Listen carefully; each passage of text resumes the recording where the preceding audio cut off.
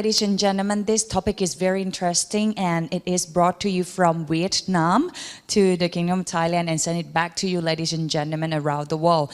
I would like to inform you that actually, I believe, I'm certain that all ladies and gentlemen, all our audience out there have heard of Vingroup Big Data Institute in Vietnam because they've been working hard since their establishment with the focus, the key focus to conduct research on important areas of big data and promote basic research as well as investigate novel and highly applicable technology which can be directly utilized by the general public as well. And that's the reason why this coming topic is appealing, and it is actually pipelines for detecting pharmacogenomics and HLA alleles from second and third generation sequencing data. And of course, we are honored to have the representative from Vingroup Big Data Institute with us. Dr. Nam, would you please?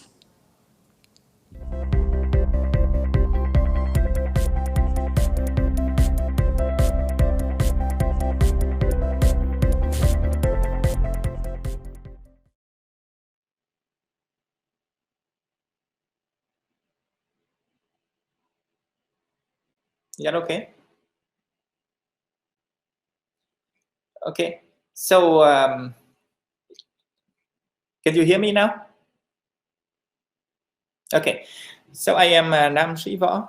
So I am a senior bioinformatics scientist, a group leader from Vingroup Big Data Institute. So I hope everything you are doing well during this COVID time. So unfortunately, I cannot go to Thailand this time. Okay, so my title of the talk today is second and third generation sequencing data. Yep.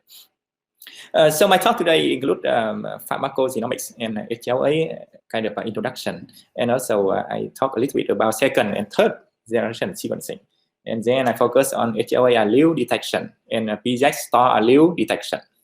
Okay, so first HLA, so human leukocyte antigen. So it's kind of human MHC, so major histocompatibility complex. So typically there are two classes, HLA class 1 and class 2. So HLA class 1 is expressed in nucleated cells and presents antigen originated from the cytoplasm to CD8 T cell, and HLA class 2 so present antigen from foreign body to CD4 T cell. So here is a illustration of the HLA here. So HLA region is a kind of polymorphic region, and it's play a very important role in immunogenomics and also pharmacogenomics as well.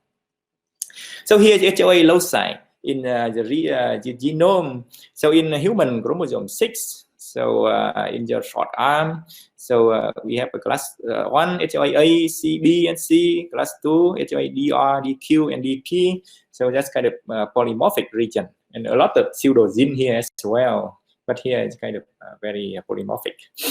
Okay, so nowadays we can see a very huge number of HLA alleles, and the growth here, you can see the rate here.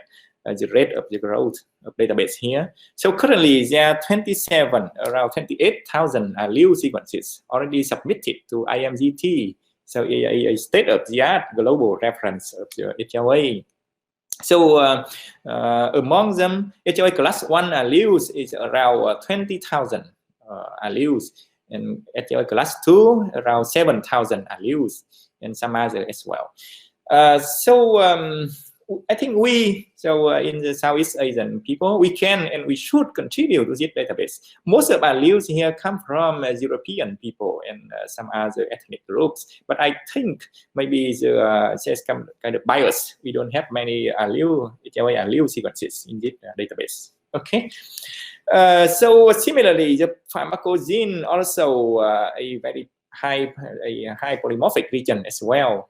So pharmacogene code for the enzyme that related to drug absorption, distribution, metabolization, and excretion. So several important pharmacogenes like cytochrome P450, VCOG1, and TBMT.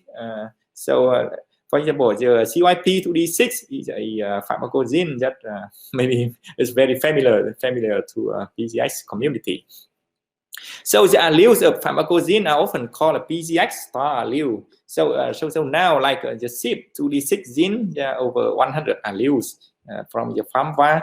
So I think that is also a very highly polymorphic region as well. So we can see here the reference gene locus of some gene here, the CYP2D6, so 2D8, 2D7, and 2D6.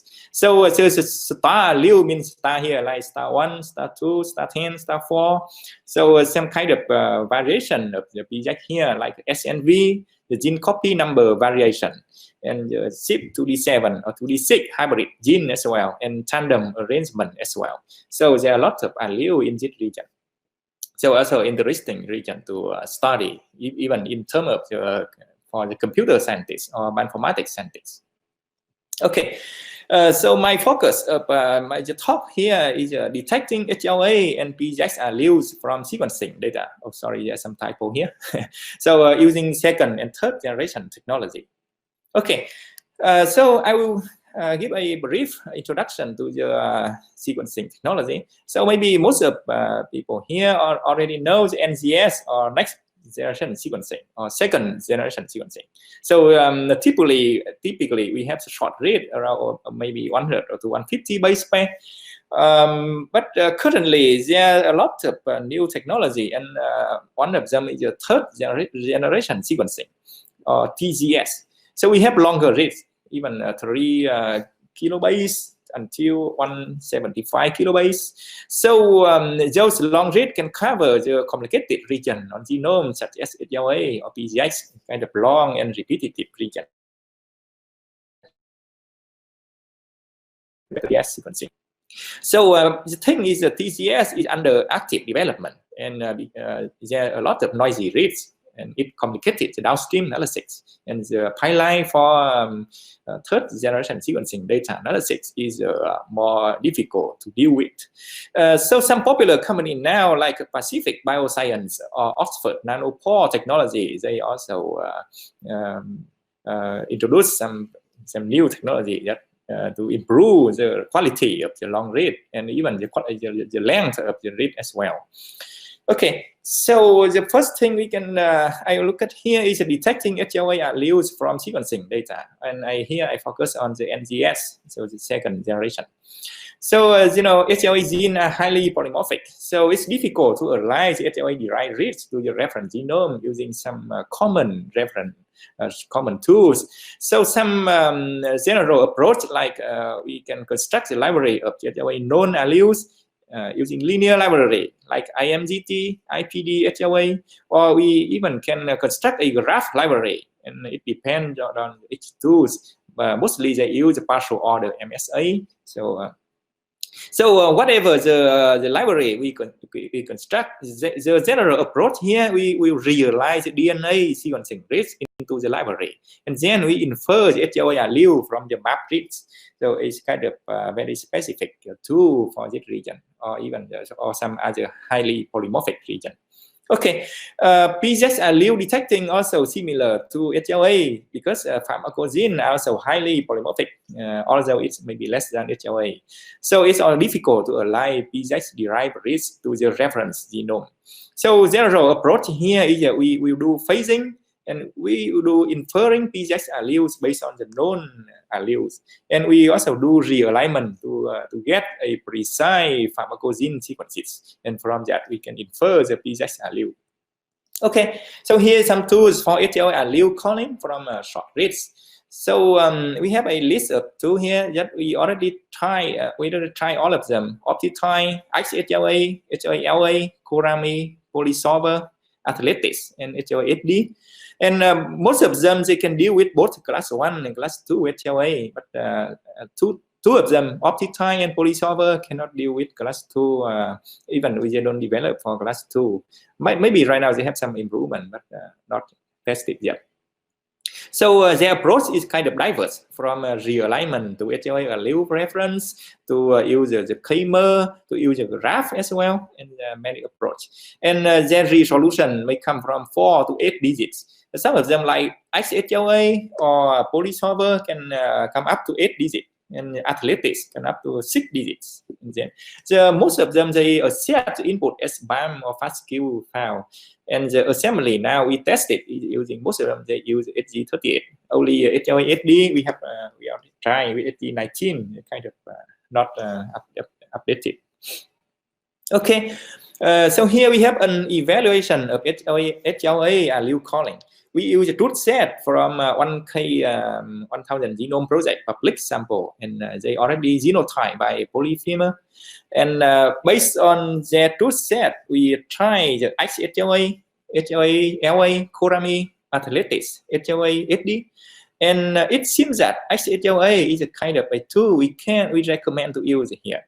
The runtime per sample is only less than 5 minutes, and the accuracy in 99 king sample, I mean the Vietnamese king sample in 100 genome project is around 97.62% the accuracy, so kind of good. But the thing with HLA, we need to align with Giao An config. Means that if we use the HG38 or CS38, we have to remove the AND config from the reference to make HLA running correctly and efficiently. So as a tool like Kurami also have a good accuracy as well, and running time very quick, like less than 5 minutes. The thing is, it has a systematic error. It has some repeated wrong call. I mean that all the sample will get the wrong call at that side. So that is something we are figuring how to fix it. We are talking to the author of Kurami as well. So HLA, LA, and athletics also not recommended here. Although HLA, LA may also good as well.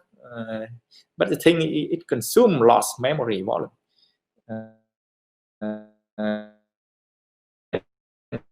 So good, but yeah, tedious pre-processing, a lot of pre-processing, and it's maybe error prone as well. So it only support HG37, so it's sorry, GRCS37 or HG19. Okay, so so here is a pipeline we suggest for the HLA calling from short read. We can use a whole genome sequencing, whole exome sequencing, short read, and we extract the unmapped read. The read that map to alternate the allele and the HLA gene read as well. But maybe I mean the read come from the HLA region, and we rely to chromosome 6, and then use HLA typing to get the HLA allele. Okay, so so because of the accuracy is not too high for the short read, I think using long read for to cover the long part of whole HLA gene may be a good option as well. So we can enable accurate typing for HLA alleles using kind of that long read from PacBio or Oxford Nanopore technology as well. So a kind of optimal and desired pipeline will derive single read that contain whole HLA gene, and then we can look up it in database like IMGT HLA that I mentioned before. But some challenges here is the long read are not as accurate as short reads, and need to deal with the noisy read. So even up until now, long read is yes, they still improve it, but not reach the accuracy of the short read, not yet. So the amplicon reads need to be clustered as well. So clustering efficiency is thing that challenges, and high-fi reads need to be consensus. So the consensus algorithm should be applied to overcome the challenges here. Okay, so here we have a pipeline that we already test for HLA calling from the long read. So here we in the left side we have the pipeline that from sequencing output to convert to separate BAM, then demultiplex barcode, and we check if they are long amplicon or not, and then use LAA clustering, then check if it is a CCS kind of type of long read or not, and then we'll do consensus sequencing and use a minimap tool to do alignment, and then some to sort and index, and then put it to HLA for detection of HLA allele. So the output data type in the middle column, we can accept the BAM file or the multiplex BAM and the long amplicon, and then After that, we can get a live band, the sorted band, and then finally we get HLA alleles. And some available data set we already tested. The PacBio CLR just come from PacBio, so we already talked to author to get to validate the pipeline, and the data from C-form. The HLA, I mean the long read data from C-form in HLA region. That already talked to Dr. Jack from Thailand. And we also try PacBio Hi-Fi as well for the validation. Then, as I understand from Dr. Jack, so maybe our results may be similar to what they tried before. Okay, so here I will go to some tools for PGX allele calling from short read as well. So similar to the HLA, so PGX allele also high polymorphic. So here we list some tools here like FarmCat, Stargazer, Andy, and Sirius. And number of genes that they cover. So it seems that Stargazer cover most genes, so 54 pharmacogene, and only FarmCat cannot call structural variants, but Stargazer, Andy, and Sirius can call structural variants. Most of them are duplication. And phenotype output. So FarmCat and Stargazer can connect to CPIC and some other to get the phenotype output. In some guideline for PGX allele. So their approach also diverse as well. Some of them they build all the possible diplotype from all the possible genotype, then compare with the alleles and non-alleles. Some of them they face haplotypes by some tool like BIGO, and then they compare with the allele definition of the PGX, and then they can detect SV as well.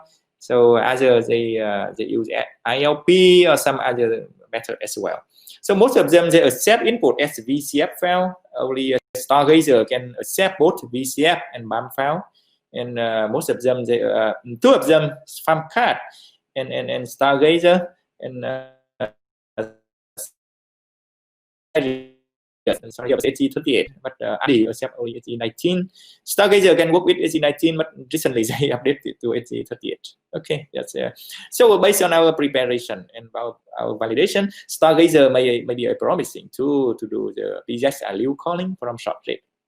So we have some notes here about after testing some tools for PGX star allele calling. FarmCat is buggy and not actively maintained. So, but I think still is kind of common and well known. So some of them we can still use the FarmCat as well, but we can be cautious. We can check with some other tool like Stargazer.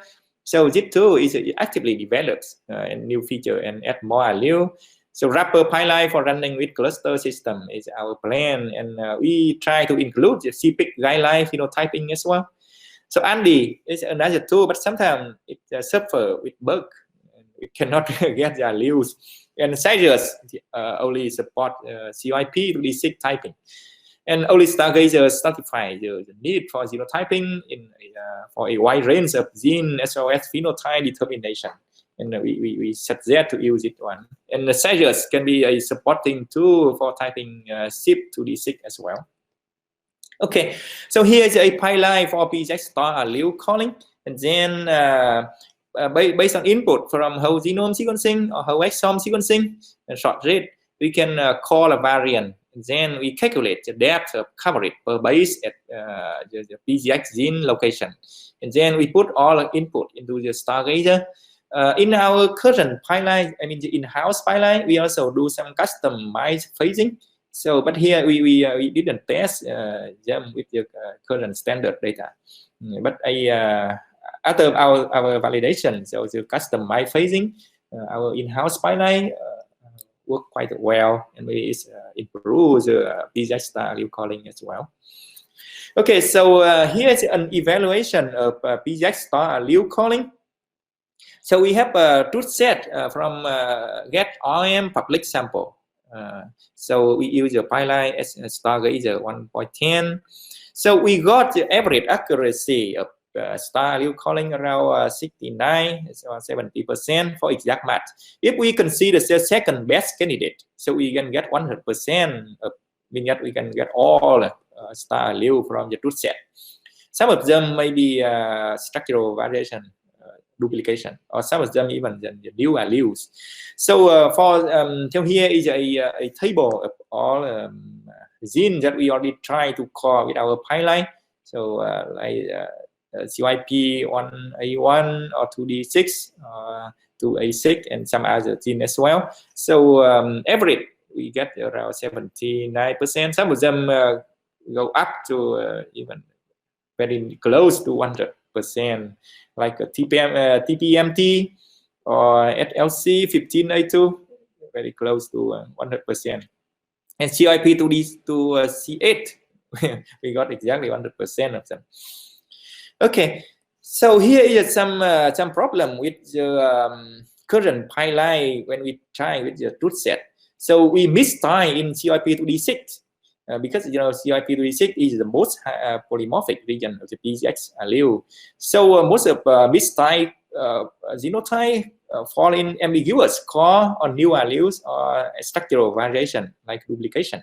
You can see in the table in the right side. All the sample ID here come from 1,000 genome project. So the truth set from GetRM, sometimes they are very confusing here. They use wet lab validation and they still cannot determine which one is correct. Like the first one, *1, *2, they detect also *21, and they don't know whether 21 is replaced by *1 or *2. Some others they have even kind of complicated case like *36 and *10. Some of them are even *XN. They cannot determine which one. But using Stargazer and using a customized pipeline, I already mentioned, so we can detect them like *21. We can detect them. It's a kind of deterministic. And the last one, NA21. 781. So we can see a kind of complicated allele here, *68 and *4. They kind of structure. Okay, try other two as well. We look at high SAT suit. So for the high SAT suit here, we employ graph-based method for genotyping for both HLA and CYP gene. So we can consider high SAT2 as a graph aligner, and they use the graph FM index for sequence search and use the Kramer guided assembly graph. So we already test them into for some data set, and high set genotype for typing polymorphism gene work quite well. So we based on that approach, they choose representative alleles from group of alleles that have similar exon. They identify alleles in the representative alleles that are highly likely to be present in the sequence sample. And then based on that, they can identify candidate alleles on the basis of both exon and intron using EM algorithm. So by using expectation minimization algorithm, so they can improve the accuracy. Okay, so our plan, this kind of future plan, we are proposing a pipeline for both HLA and PGX calling using high set tool. So it's kind of graph alignment and for both genotyping as well. So we can use a high set genotype for both CYP and HLA genes. So we can use still whole genome or whole exome sequencing short rate. Then we can extract the specific region and then put to the high set 2 graph realignment, and then go to high set genotyping. And I think so. I think the high set 2 may be a promising tool, and to integrate it into the pipeline of both HLA and PGX calling.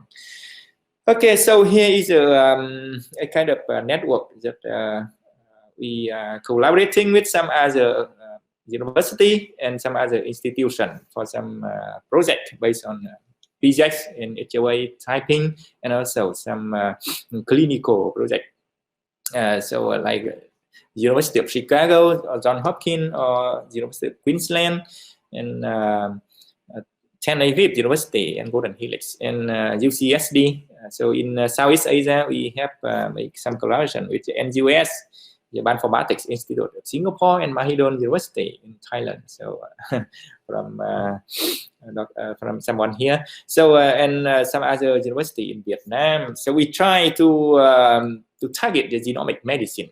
So we have the 1,000 genome database. It's almost done.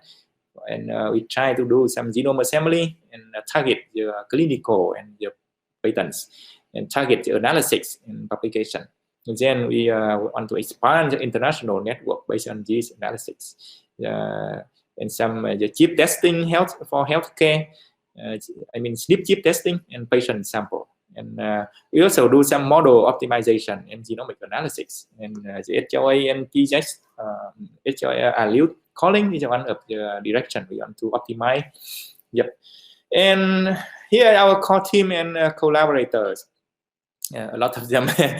We have some group here. They focus on the clinical, the disease model prediction for pharmacogenomics, and we also do some whole genome analysis as well. It's some infrastructure that already investigated by so by the Vingroup Corporation in Vietnam. Okay, thank you very much for the listening, and so I am happy to get any question from you. Thank you.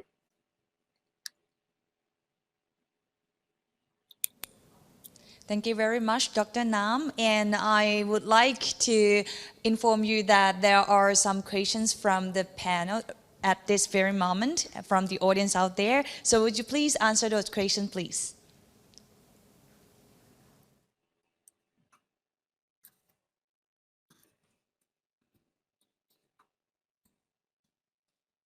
Okay, I got a question here. The question is, what's the name of the software tool?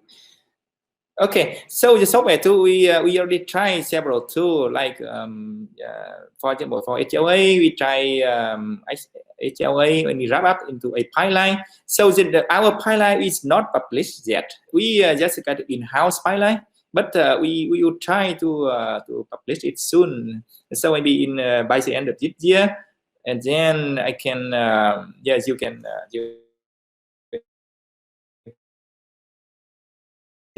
so not the name of it yet. So by the end of this year, maybe it has a name and available online. So okay, and so PGX pipeline as well. We also we are wrapping up those pipeline into a tool that available to community. And by the end of this year, we will announce it somewhere, maybe in bioarchive or in some published paper. Then after that, we will announce those two. Thank you.